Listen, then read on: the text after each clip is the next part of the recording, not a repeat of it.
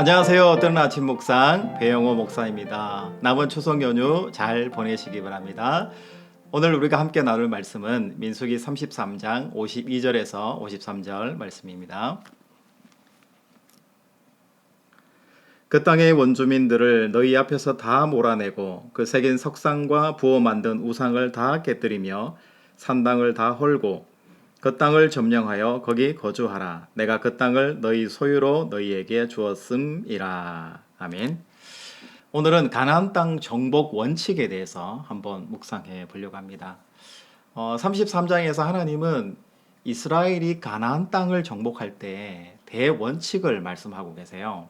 52절 말씀을 보면 그 땅의 원주민들을 다 몰아내고 석상과 우상의 신상들 그리고 산당을 모조리 다 회파하고 제거해야 된다. 이렇게 말씀하시는 거죠. 그 이유를 55절 말씀해 보면 너희가 만일 그 땅의 원주민을 너희 앞에서 몰아내지 아니하면 너희가 남겨둔 자들이 너희의 눈에 가시와 너희의 옆구리에 찌르는 것이 되어 너희가 거주하는 땅에서 너희를 괴롭게 할 것이요. 이 55절 말씀은 어떤 식으로 하든지 가나안의 문화를 받아들이면 안 되고 그들을 진멸해야 된다라는 것을 말씀하시잖아요. 여러분 생각은 어떠세요? 하나님이 너무 잔인하신 거 아닌가요? 여러분 함께 살아도 되는 거 아닌가요? 함께 사는 것이 훨씬 더 좋지 않을까요? 서로 공유하면서 말이죠. 그들의 문화를 이해하지 못하는 독단적인 신 하나님으로 보여지지는 않을까요? 여러분 생각은 어떤지 모르겠습니다. 그런데 하나님께서 이렇게 이스라엘 백성들에게 명령하시는 이유는 두 가지 정도 차원이 있는 것 같아요. 첫 번째는 하나님께서 이스라엘 백성들을 가나안 땅의 새로운 주인으로 인정하셨기 때문에 그 땅에 들어가야 되기 때문에 옛사람이 거기에 살 수 없다라는 기본적인 생각이에요. 또 한 가지는 이스라엘 백성을 통해서 이미 400년 전부터 이미 거주하고 있던 가나안인들을 심판하시는 하나님의 예정하심이 그 속에 있다라는 거예요.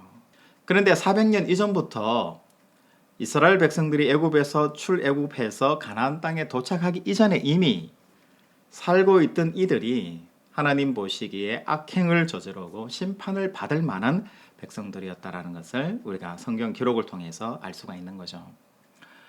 그 당시에 역사서들을 이렇게 한번 찾아보면 가나안에 종교가 있어요. 그 대표적인 종교가 아주 샤머니즘적인 요소가 강했습니다.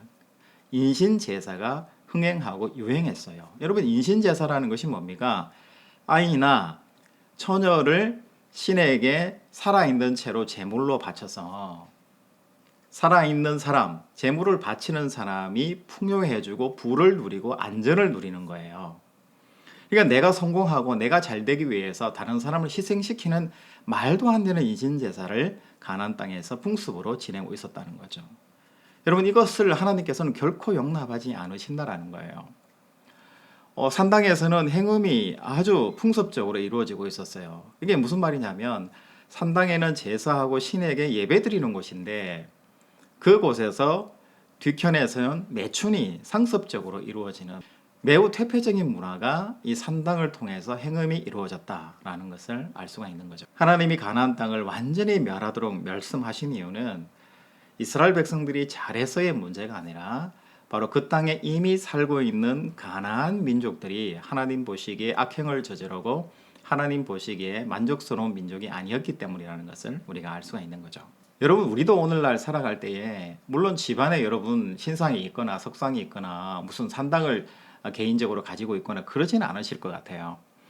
그런데 이 말씀은 우리 또한 세상의 부와 악습과 과거의 나쁜 전통들을 가지고 살아가면 이 당시에 가나안 백성들이 멸망받았던 것처럼 우리 또한 심판받을 수밖에 없다라는 것을 지금 이야기를 하는 거예요.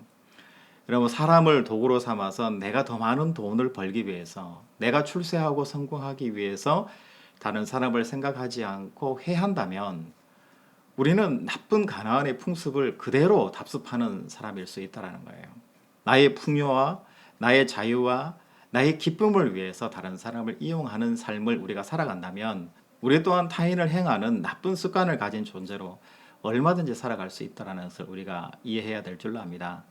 여러분 또 한 가지 이 정복의 의미 속에는 우리가 세상 속에서 소금과 빛이 되라는 큰 의무와 책임이 있다는 것을 이 말씀 속에서 우리에게 전해주고 계신 거죠. 하나님의 원래 계획과 뜻이 있어요. 세상을 만드시고 사람을 만드실 때에 하나님께서 선하게 만드신 그 계획과 의도가 있다는 거죠. 그런데 이 세상은 하나님의 그 계획과 의도와는 다르게 전혀 다른 세상으로 타락하고 변해가고 있잖아요. 이 속에서 정복하라는 의미는 우리가 소금과 빛이 되어서 세상 속에서 그들을 다시 회복토록 하는데 하나님께서 우리를 쓰시기를 원하신다는 거예요. 그것이 우리 사명과 책임으로 남아있다라는 것을 오늘 말씀 속에서 우리에게 부어주시는 거죠. 여러분 오늘 하루 새로운 월요일이 시작이 됐는데요. 우리 속에 들어있는 헛된 욕망들, 탐욕들 모든 것들을 다 멈추시고 끊어내시고 하나님이 원하시는 소금과 빛으로서의 삶을 살아내고자 한번 결단하시고 일주일의 첫날을 시작하시는 여러분들의 삶이 되시기를 주님의 이름으로 축복합니다. 내일 또 뵙겠습니다. 샬롬.